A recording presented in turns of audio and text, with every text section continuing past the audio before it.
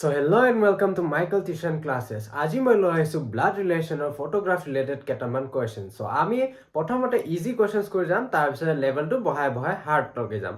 চ' আপুনি ভিডিঅ'টো স্কিপ নকৰি কিনে লাষ্টলৈকে চাই যাওক। আৰু আহক আমি এতিয়া ভিডিঅ'টো ষ্টাৰ্ট কৰোঁ। অ'কে, কুৱেশ্যনটো আগবাঢ়িব আগত আপোনালোকে যদি মোৰ প্ৰথম ভিডিঅ'টো চোৱা নাই তেতিয়াহ'লে প্ৰথম ভিডিঅ'টো যাই কিনে ফাৰ্ষ্ট আপোনালোকে চাই লওক।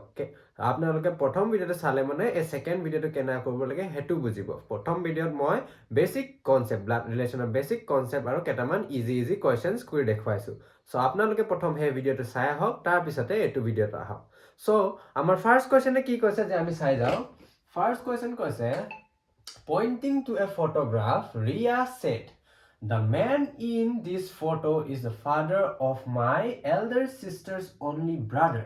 How is the man related to Ria? So, মই প্ৰথমতে কি কৈছিলোঁ যে প্ৰথমতে য'ত কুৱেশ্যনত অফ দিয়া থাকে তাত আমি এনেকৈ ডেছ মাৰ্ক কৰি ল'ম। চ' ইয়াত কেইটা অফ দিয়া আছে?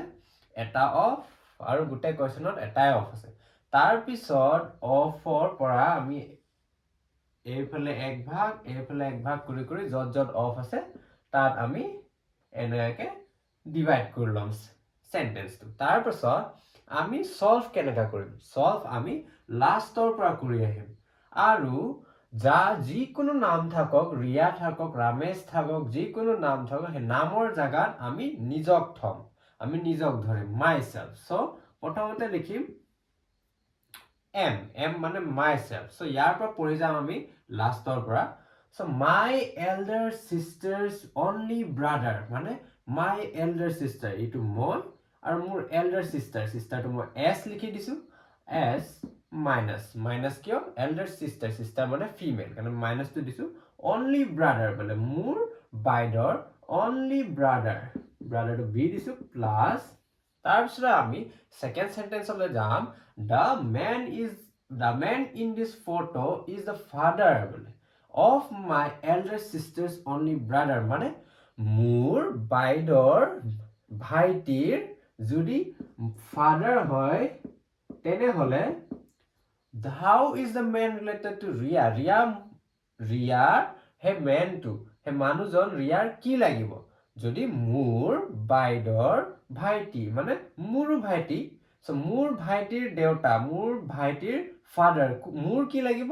মোৰো ফাদাৰে লাগিব। চ' আমি অপশ্যনত চাম যে ফাদাৰ আছে নে নাই। চ' অপশ্যন এত আছে আংকল, অপশ্যন বিত আছে ফাদাৰ, অপশ্যন বিত আছে ফাদাৰ, অপশ্যন বি হ'ল আমাৰ কাৰেক্ট আনচাৰ ফাদাৰ। আমি ছেকেণ্ড কুৱেশ্যনটো চাওঁ। Looking at a photograph, Sohan said, The boy in the picture is the son of my mother's only daughter. How is the boy related to Sohan?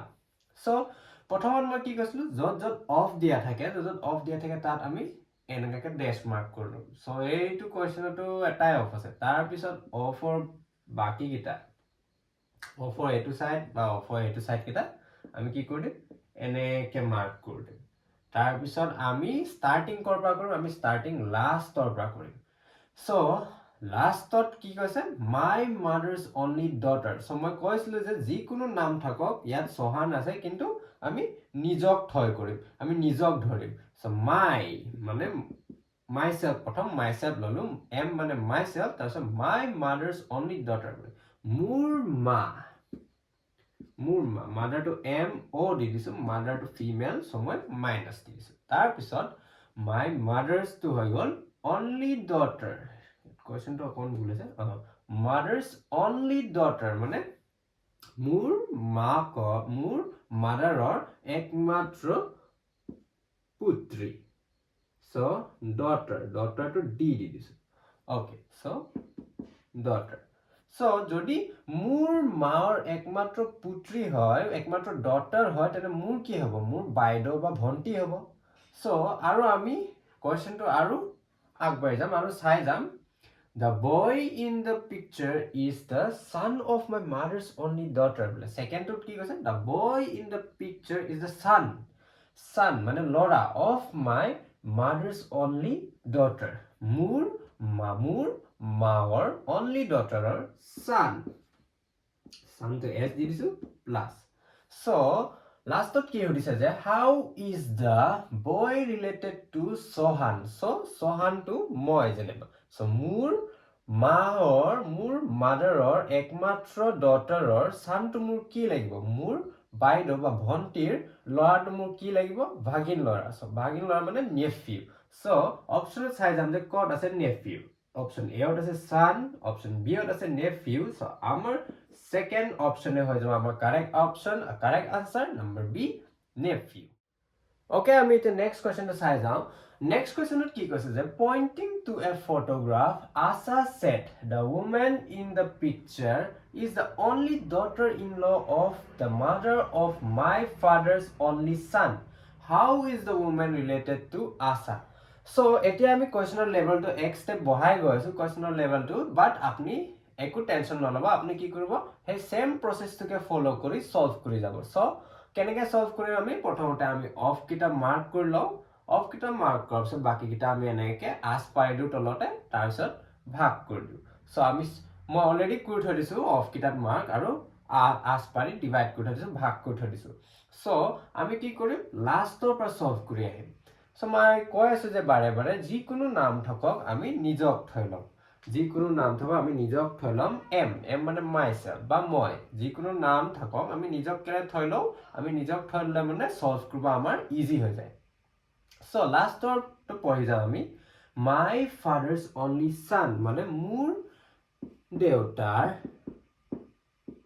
একমাত্ৰ ল'ৰা সান মোৰ দেউতাৰ একমাত্ৰ ল'ৰা মানে মোৰ দাদা বা ভাইটি হ'ব আমি দাদা ধৰি গৈছো যেনিবা মোৰ দেউতাৰ একমাত্ৰ ল'ৰাটো মোৰ দাদা হ'ব তাৰ পিছত সেকেন্ডত কি কৈছে the mother of my father's only son মোৰ দেউতাৰ একমাত্ৰ ল'ৰাৰ মাদাৰ মানে মোৰো মাদাৰ হ'ব মোৰ দাদাৰ যদি মাদাৰ হয় মোৰো মাদাৰ হ'ব তাৰ পিছত আমি থাৰ্ডটো পঢ়ি যাওঁ The woman in the picture is the only daughter-in-law of the mother of my father's only son. মোৰ দেউতাৰ একমাত্ৰ ল'ৰাৰ মাকৰ যদি বুৱাৰী হয় তেনে কি হ'ব মোৰ দাদাৰ ওয়াইফ হ'ব মোৰ দাদাৰ ওয়াইফ হ'ব মই ইয়াত ডটাৰ দি দিছো ডটাৰ ইন ল ওকে মোৰ দাদাৰ ওয়াইফ হ'ব লাষ্টত আমাক কি সুধিছে যে how is the woman related to Asa woman to Asar লগত কি ৰিলেচনত আছে মোৰ যদি দাদাৰ যদি ওয়াইফ হয় তেনে মোৰ কি হ'ব মোৰ বৌ হ'ব ইংলিছত আমি কম ব্ৰাদাৰ্স ওয়াইফ অপশ্যনত ব্ৰাদাৰ্স ওয়াইফ আছে নে নাই আমি চাওঁ Asa herself Asa's mother Asa's brother's wife option C ত আছে Asa's brother's wife option C is our correct answer Asa's brother's wife how এতিয়া আমি number 4 question to চাম Pointing to a photograph, Sita said, the girl is the daughter of the husband of the only daughter of my mother's only sister. How is the girl related to Sita?